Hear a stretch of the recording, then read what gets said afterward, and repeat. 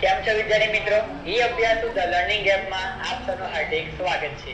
આપણે આંકડાશાસ્ત્રની અંદર મધ્યવર્તી સ્થિતિના માપો ચેપ્ટર શીખી રહ્યા છે. એની અંદર આજે આપણે મધ્યસ્થના ખૂટતી આવતીવાળા દાખલા શીખવાના છે ને આ દાખલા તમારે ખાસ કરીને જોવાના છે કે પરીક્ષાની અંદર જો પૂછાય તો તમને દાખલા પાક્કા આવડે. ને આવા દાખલા એક્ઝામમાં વધારે પૂછાય છે તો તમારે થોડું વધારે ધ્યાન આપવાનું છે અને પ્રેક્ટિસ વધારે કરવાની છે. રકમ વાંચી પહેલા આપણે નીચે આપેલા આવૃત્તિ વિતરણમાં જો મધ્યસ્થ 35 એટલે આપણને મધ્યસ્થ આપેલો છે. કેટલો આપેલો છે? 35. એટલે કે આપણને જવાબ આપેલો છે. શું કહેવાય કે આપણને જવાબ આપ્યો છે 35 અને કુલ આવૃત્તિ 170. કુલ આવૃત્તિનો મતલબ શું થાય? આવૃત્તિનો સરવાળો તમને આપ્યો છે 170. તો ખૂટતી આવૃત્તિ આપણે લાવવાની છે. જો આપણી પાસે બે પ્રશ્ન ચિહ્ન છે, આપણને વર્ગ આપેલા છે અને આવૃત્તિ આપેલી છે, તો એમાં બે પ્રશ્ન ચિહ્ન છે, એનો મતલબ આપણે બે સંખ્યા લાવવાની છે જે આપણને નથી આપેલી. પણ આ બધાનો આપણે કરીએ સરવાળો, તો એ સરવાળો તમને 170 આપેલો છે. તો તમને n આપેલા છે કેટલા? 170. ખ્યાલ આવે છે? બરાબર. તો આપણે જે પ્રમાણે દાખલો ગણતા આવ્યા હતા એ પ્રમાણે આપણે દાખલો ગણીએ, એવો સ્ટેપ ફોલો કરીએ તો આપણો જવાબ આવશે. જોઈએ આપણે વેતન રૂપિયામાં છે, એકમ આપણને આપ્યો છે એકમ રૂપિયા. બરાબર છે? યાદ રાખજો. તો આપણે લખીશું પહેલા ઇંગ્રેજી આપણે વર્ગ, વેતન લખો તે પણ ચાલે. 0 થી 10, 10 થી 20, 20 થી 30, 30 થી 40, 40 થી 50, 50 થી 60 અને 60 થી 70. તો આટલા વર્ગ આપણને આપેલા છે. વર્ગ આપણે જોઈને લખી દેવાના છે. બાજુમાં આપણને આપી છે આવૃત્તિ, તો આપણે એને f લખી શકીએ. આવૃત્તિને fi કહેવાય. આવૃત્તિ લખો તે પણ ચાલે. તો 10 20, તો 10 અને 20. પણ અહીંયા આપણને એવું છે પ્રશ્ન ચિહ્ન, તો આપણે ધારવું પડશે. તો આપણે લખી દેવાનું દાખલાની અંદર એ લખો તે પણ ચાલે, પણ લખી દો તો બધા સારું રહે. ધારો કે તમે કોષ્ટક નીચે લખો તે પણ ચાલશે કે ધારો કે પ્રથમ ખૂટતી આવૃત્તિ, પ્રથમ ખૂટતી આવૃત્તિ બરાબર f1. આપણે એનું નામ આપીએ છીએ f1 એટલે પહેલા નંબરની આવૃત્તિ જે ખૂટે છે તેની વાત છે. બરાબર. આ તમારે f1 કહેવાશે. ઓકે. આગળ જોઈએ આપણે તখন પાછું આપણે બીજું એટલે કે બીજી ખૂટતી આવૃત્તિ, કારણ કે બીજી આવૃત્તિ પણ ખૂટે છે એટલા માટે. તો બીજી ખૂટતી આવૃત્તિ બરાબર f2. તમે a અને b લખો તે પણ ચાલે. તમને જે મન થાય તમે તે નામ આપી શકો છો. a b લખો તે પણ વાંધો નહીં. તમારે માનો ચાલો લખાય કે x y તે પણ ચાલશે, પણ આપણે f1 અને f2 લખીશું. બરાબર? ચાલો હવે પહેલા જે આપણે f1 લખ્યા છે તો નામ આપણે લખી દઈએ f1. થઈ ગયું? લખાઈએ f1. એના પછી આપણને આપ્યા છે 40, તો આપણે લખીશું 40. એના પછી પ્રશ્ન ચિહ્ન પાછો આપેલો છે એટલે આપણે લખીશું f2. 25 અને 16, તો 25 લખીશું અને છેલ્લે કેટલા? 16. હવે આપણે જેવો દાખલો ગણતા હતા એ જ પ્રકારે આપણે એવો જ દાખલો ગણવાનો છે કે આપણને વર્ગ આપેલા હોય ને આવૃત્તિ આપેલી હોય તો આપણે દાખલો કરી ગણતા હતા એ પ્રમાણે ગણીએ આપણે. ચાલો તો આપણે પહેલા આવૃત્તિનો સરવાળો કરતા હતા. યાદ છે? યાદ હોય તો કે જ્યારે આપણને આવૃત્તિ આપેલી હોય આપણે સરવાળો કરવાનો તો આપણે કુલ સંખ્યા મળી જાય. શું બેટા? બેસી ગયા? બેસી જા. ચાલો તો આવૃત્તિનો સરવાળો કરીએ, પણ આપણી પાસે વચ્ચે f1 અને f2 છે તો એને આપણે જેવા છે તેવા રહેવા દેવાના. આપણે કોનો સરવાળો કરવાનો? જે સંખ્યા છે તે 10 20 40 25 અને 16. તો આપણે લખી શકીએ n બરાબર 111. n બરાબર 111 વત્તા f1 વત્તા f2. હવે લખાય કે ના લખાય? જો આપણને સંખ્યા આપેલી હતી તો આપણે બધું પ્લસ કરતે આપણને n મળી જશે. સમજાય છે આ વસ્તુ? પણ આપણી પાસે જે ખૂટતી આવૃત્તિ f1 અને f2 છે આપણને નથી આપી એટલે આપણે ખાલી પ્લસ f1 વત્તા f2 લખી દેવાના. ખ્યાલ આવ્યો? આવી આપણે ગણતરી કરવાની છે કોની? આવૃત્તિનો સરવાળા માટે. હવે જે આપણે બાજુમાં ગણતરી કરતા CFI યાદ આવતી હોય તો આપણે એની ગણતરી કરીએ સંચાવતી, તો CFI બનાવીએ આપણે. તો CFI બનાવવા માટે જે પહેલી આવતી હોય એને આપણે જેવી છે તેવી લખીએ છીએ. તો 10 એ જેવા છે આપણે તેવા લખી દેવાનું, 10 જેવા છે તેવા. હવે 10 માં પ્લસ કરવાના 20, તો 10 વત્તા 20 એટલે 30 થાય, તો લખી દઈશું આપણે 30. 30 માં પ્લસ કરવાના F1, પ્લસ પણ કરીશું આપણે, તો લખાય કઈ રીતે લખીશું આપણે ગાડી 30 વત્તા F1, તો આવું લખી શકાય કે ના લખી શકાય? લખી શકાય. 30 વત્તા F1 બરાબર, 30 વત્તા F1 થઈ ગયું. હવે આ 30 વત્તા F1 જે આવ્યા એમાં આપણે પ્લસ કરવાના છે 40, તો ખાલી આપણે 30 માં પ્લસ કરવાના 40, F1 જે તેવા રાખવાના. તો 30 વત્તા 40 એટલે 70 થાય, તો જવાબ થાય 70 વત્તા F1. આ સમજાય છે? F1 આપણે જેવો છે તેવો રાખવાનો, પણ આ 30 માં આપણે 40 ઉમેરી શકીએ તો ઉમેરી દેવાનું, 70 થઈ ગયા. હવે 70 વત્તા F1 માં પ્લસ કરવાના પાછા F2, તો તમારો જવાબ 70 જેવા છે તેવા રહેશે, વત્તા F1 પણ જેવું છે તેવું, પ્લસ ક્યાં ઉમેરવાનું છે આપણે? F2 ઉમેરવાના છે, એટલે પ્લસ F2. આ પ્રકાર લખવું પડે. તો લખતા આવડશે, સમજતા આવડશે, દાખલો સહેલો થઈ જશે. હવે 70 માં પ્લસ કરીએ 25, તો 95, તો 95 બાકીનું બધું જેવું છે તેવું, F1 વત્તા F2. 55 માં પ્લસ કરીએ આપણે 16, તો 111 વત્તા F1 વત્તા F2. મેં જ્યારે દાખલા ગણાવતા તમને કીધું હતું, શું કીધું હતું? કે સંચાવતી જે મહત્તમ આવે, જે સૌથી મોટી આવે છે, અને આવતીનો સરવાળો n એ બંને સરખા થાય. સરખા છે તમે જોઈ શકો છો આની અંદર 111 વત્તા F1 વત્તા F2 એમાં તેમ જ છે, આપણે બરાબર જ છે અત્યાર સુધી. પણ હવે આપણે પ્રશ્ન એ થાય કે આપણે હવે ગણતરી કરવાની મધ્યસ્થ વર્ગ કોઈ આવશે બરાબર. આપણે લખીએ નહીં લખતા બાજુમાં કે માટે મધ્યસ્થ વર્ગ બરાબર, તો મધ્યસ્થ વર્ગ એટલે શું થાય? n ભાગ્યા ડેમો અવલોકન, સમજાય છે? પણ આપણે કીધે લાવવાના, આપણી પાસે n છે કે નથી? n છે. જો સૂત્ર લખ્યા આપણે ગાડી n ભાગ્યા 2 નું અવલોકન. તો આપણી પાસે n છે કે નથી? તો n આપણી પાસે છે કુલ આવૃત્તિ, n એટલે કુલ આવૃત્તિ આપણે આપેલી 170 આપેલા, તો 170 ભાગ્યા 2 કરીએ કેટલા આવશે? 85 આવે. પછી આપણે જોવાનું શામાં સમાય થાય 85? એટલે છે જ નથી, એ તો આમાં છે જ નહીં. તો હવે ધ્યાન રાખજો કે ભલે આપણને n આપેલા છે, પણ જ્યારે આપણને જવાબ આપેલો જવાબ, તો આપણે જવાબના આધાર દાખલો ગણવાનો છે, સમજી લેજો. ફરી એકવાર બોલું છું કે જ્યારે આપણને જવાબ આપેલો હોય તો જવાબના આધારે આપણે મધ્યસ્થ વર્ગ લાવવાનો. મધ્યસ્થ વર્ગ કોને કહેવાય? મધ્યસ્થ વર્ગ એટલે એવો વર્ગ કે મધ્યનો જવાબ એ વર્ગની અંદર આવે, સમજાય છે? જેમ કે એક્ઝામ્પલ તરીકે માની લઈએ કે તમારો જવાબ આવ્યો હોય 35, એક્ઝામ્પલ તરીકે કે 35 નું અવલોકન બરાબર. જો કે આમાં જોવા આપણને ખ્યાલ આવે, આપણે બીજું ઉદાહરણ લઈએ. આપણે જેમ કે આપણે લઈએ 29, કેટલા થઈ ગાડી? 29 માં અવલોકન શામાં સમાવેશ થયો? 30 માં સમાવેશ થયો. તમે કયો વર્ગ છે? 10 થી 20. તો આ મધ્યસ્થ વર્ગ કહેવાય કે ના કહેવાય? ને પછી જે જવાબ આવે મધ્યસ્થ નો જવાબ એ વર્ગની વચ્ચે આવે. તો અહીંયા આપણને જવાબ આપેલો છે, બરાબર જવાબ છે 35 આપ્યો છે, તો એનો મતલબ એ 35 શામાં આવે? આ વર્ગમાં આવે કે નહીં આવે? તો આ મધ્યસ્થ વર્ગ કહેવાય કે ના કહેવાય? મને પહેલા આવી ગયો. ચલો, આ મધ્યસ્થ વર્ગ હશે કે નહીં હોય? હશે કે નહીં હોય? હશે. કારણ કે મધ્યસ્થ વર્ગનો મતલબ એવો થાય કે એવો વર્ગ કે જેમાં તમારા મધ્યસ્થ નો જવાબ આવે. તો તમે જવાબ આપેલો છે, શું જવાબ આપેલો છે? 35. તો 35 શામાં આવેલા છે, તો એનો મતલબ કે આ વર્ગ હશે કે નહીં હશે? બરાબર. તો યાદ રાખવાનું, તમારે શું યાદ રાખવાનું કે જ્યારે જવાબ આપેલો છે આપણે ડાયરેક્ટ ચેક કરવાનું કે જે જવાબ છે 35 એ કયા વર્ગમાં આવે છે? તો 30 થી 40 માં આવ્યા, તો આ તમારે કહેવાય મધ્યસ્થ વર્ગ. સમજાયું?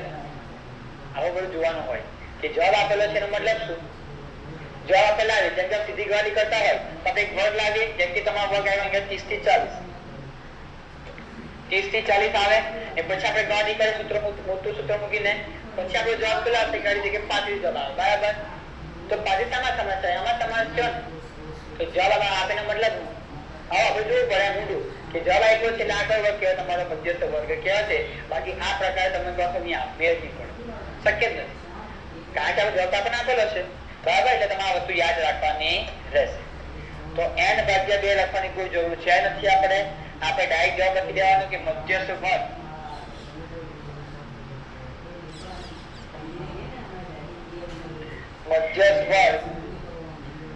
બરાબર લખવાનું કે અહીં મધ્યસ્થનો જવાબ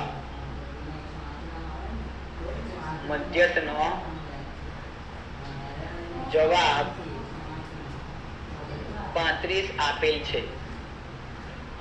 35 આપેલ છે માટે મધ્યસ્થ વર્ગ બરાબર, માટે મધ્યસ્થ વર્ગ કયો થાય? જે જવાબ આવ્યો છે, જેમાં સમાવેશ થયો છે એ વર્ગ કહેવાય. તો 30 થી 40 કહેવાય મધ્યસ્થ વર્ગ. મધ્યસ્થ વર્ગ લખો એટલે પહેલા આપણે એ ચેક કરવાનું કે નિવારક છે કેવા નિવારક છે. તો આપણે જોઈ શકીએ છીએ આની અંદર કે જે આપણે વર્ગો આપેલા છે કેવા છે? નિવારક છે. ક્યાંથી ખબર પડે આપણને નિવારક છે? તો 10 10 20 20 ક્રોસમાં રકમ સરખી જ છે કે ઉર્ધ્વ સીમા એ અધર સીમા બની ગઈ, ઉર્ધ્વ સીમા અધર સીમા બને છે. તો આને કહેવાય નિવારક વર્ગ. આપણને કેવા વર્ગ જોઈએ? નિવારક વર્ગ જ આપણને જોઈએ. ખ્યાલ આવ્યો? કયા યાદ રહેતા વસ્તુ આ કે આપણે જવાબ આપેલો હોય તો આપણે ડાયરેક્ટ જવાબ જોવાનો કે કયા વર્ગમાં આવે છે. જે વર્ગમાં આવતો હોય એ આપણો મધ્યસ્થ વર્ગ કહેવાય. હવે આપણે જે ગણતરી કરતા તે જ આપણે ગણતરી કરવાની છે. તો સૂત્ર મૂકીએ આપણે. મોટું સૂત્ર માટે મધ્યસ્થ m બરાબર l વત્તા અંશમાં n ભાગ્યા 2 લખતા હતા આપણે માઇનસ CFI છેદમાં FI ગુણ્યા C. તો આ સૂત્ર છે.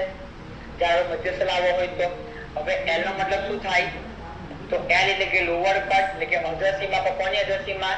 જે મધ્યસ્થ વર્ગ આવે છે તો કેવો વર્ગ? નિવારક વર્ગ. ને આપણે અધર સીમા લેવાની તો 30 લેવાશે. તો L ની કિંમત કેટલી કહેવાય? 30 વત્તા n ની કિંમત કેટલી? તો n આપણને હવે ખબર છે કે n એટલે આવૃત્તિનો કુલ આવૃત્તિ આપણને આપેલી છે 170. તો આપણે n ની જગ્યા પર 170 લખી દેવાના. 170 ભાગ્યા 2 માઈનસ CFI કયા લેવાના? તો સિમ્પલ છે કે જે વર્ગમાં સમાવેશ થતો હતો, આપણે ખબર શીખેલા કે જે વર્ગમાં સમાવેશ થાય એનો ઉપરનો જે વર્ગ હોય એની આપણે સંખ્યા આવતી લેવાની. તો આપણે કેટલા લેવા પડશે? 30 + F1. આ સમજો ખાસ આની અંદર દાખલો ખરેખર વિચારવા જેવો છે, સમજવા જેવો છે.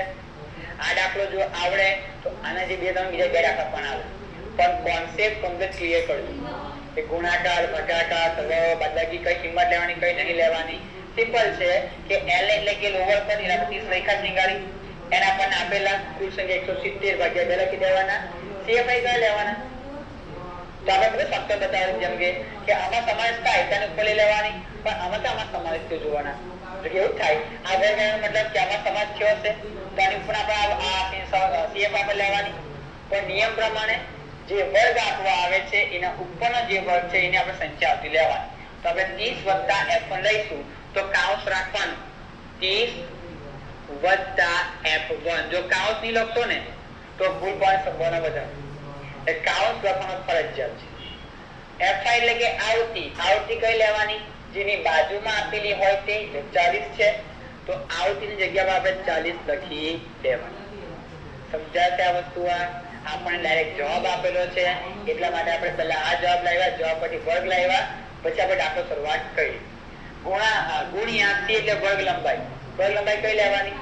જે વર્ગ આવે છે વર્ગ લંબાઈ લઈ લેવાની. તો 40 માં 30 બાદ કરીએ એટલે આવે 10. પણ નિવારક વર્ગ લેવાની પણ ધ્યાન આપવાનું. હવે આપણે આગળ જવું હોય તો આપણી પાસે જવાબ આપેલો હોય તો આપણે આગળ જઈ શકીએ. સિમ્પલ જ છે ને, કારણ કે આપણી પાસે અહીંયા F1 છે. જો કોઈ કિંમત હશે તો આપણે ભાગાકાર, બાદબાકી, ગુણાકાર, ભાગાકાર, સરવાળો જવાબ લેતા હશે. જવાબ આપણને આપેલો છે 35 તો આપણે સૂત્ર લાવી શકીએ. બરાબર છે?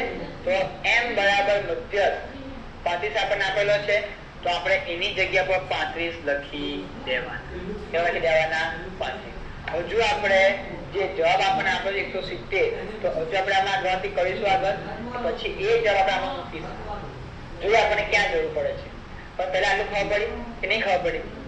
ફરી એક વાર લાસ્ટ વાર સમજાઈ દઉં છું. બરાબર કે જ્યારે આપણને જવાબ આપેલો હોય તો આપણે મધ્ય સંબંધ સૂત્રમાં લાવવાનો નથી. આપણે એ ચેક કરવાનું કે જવાબ કયો છે. જે જવાબ છે એ કયા વર્ગમાં આવે છે. જે વર્ગમાં આવતો હોય એ આપણો મધ્ય સંબંધ આપણે લઈ લેવાનો. ચેક કરવાનો કે નિવારક છે તો નિવારક રાખી મૂકવાનો. જો અનિવારક હોય તો નિવારક બનાવી દેવાનો. સિમ્પલ. પછી આના આધાર સૂત્ર મૂકવાનું, સૂત્રમાં કિંમત મૂકી દેવાની. પણ જોવાનું કે CFI કયા લેવાના, જે વર્ગ છે એના ઉપરના વર્ગને આપણે સંચાવતી લેવાની. આવતી કઈ લેવાની, જે બાજુમાં હતી લઈ લેવાની. હવે આપણે આપીએ સાદું રૂપ. તો જો આ 30 ને આખું પર આખું અલગ છે. આખું આ બે પર છે, આખું 30 અલગ ને અલગ કહેવાય. બંને વચ્ચે કયો સંબંધ છે, પ્લસ કરવાનો સંબંધ છે. તો 30 ને આ બાજુ આવું થઈ જાય, માઇનસ થઈ જાય. તો આપણે 30 ને લાવે આ બાજુ તો માઇનસ થાય, તો 35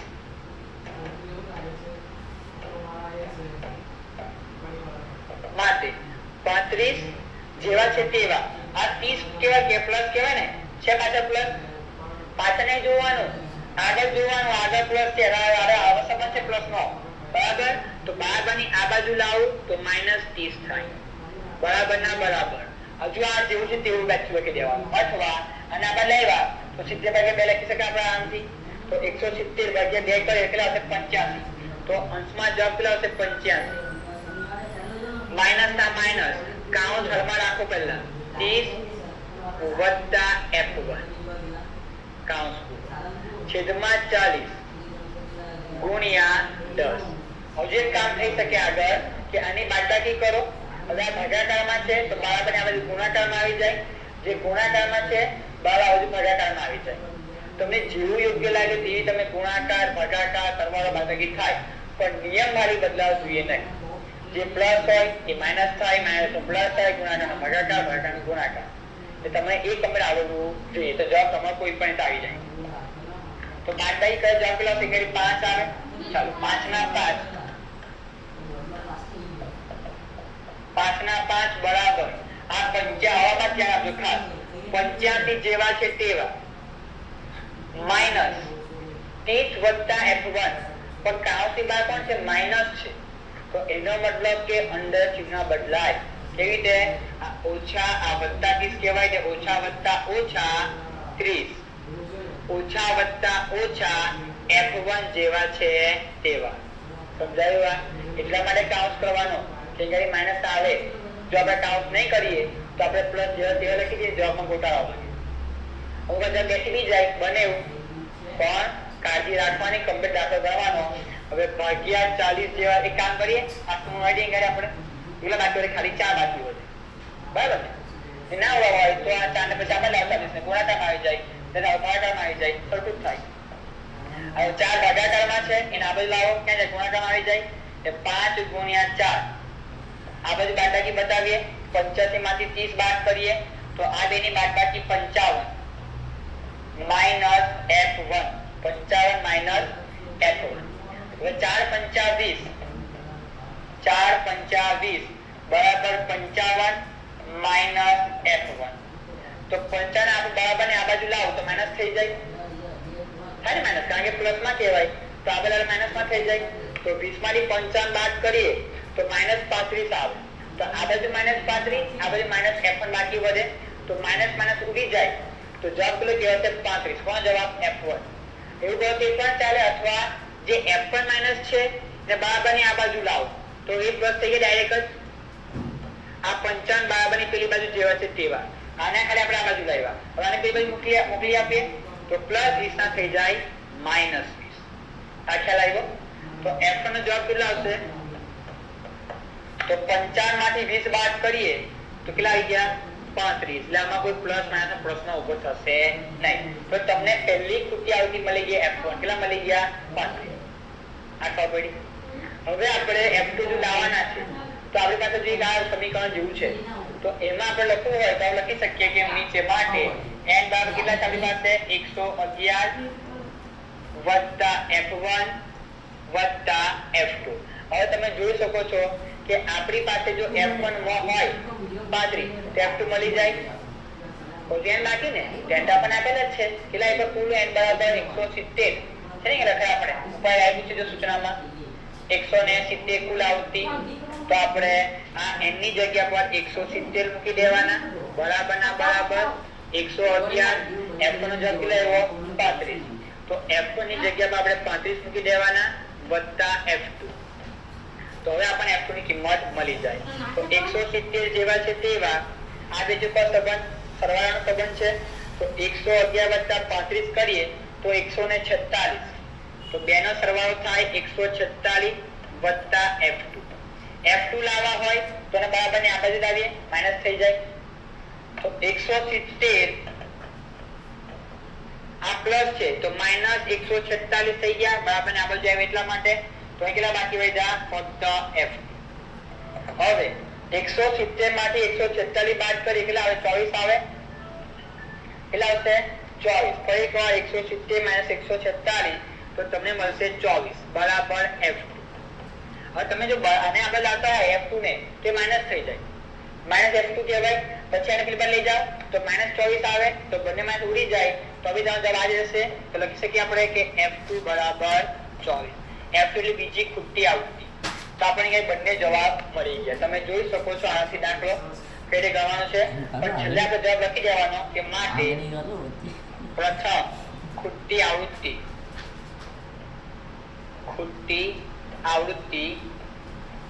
બરાબર F1 બરાબર કેટલા 35 અને બીજી ખૂટતી આવૃત્તિ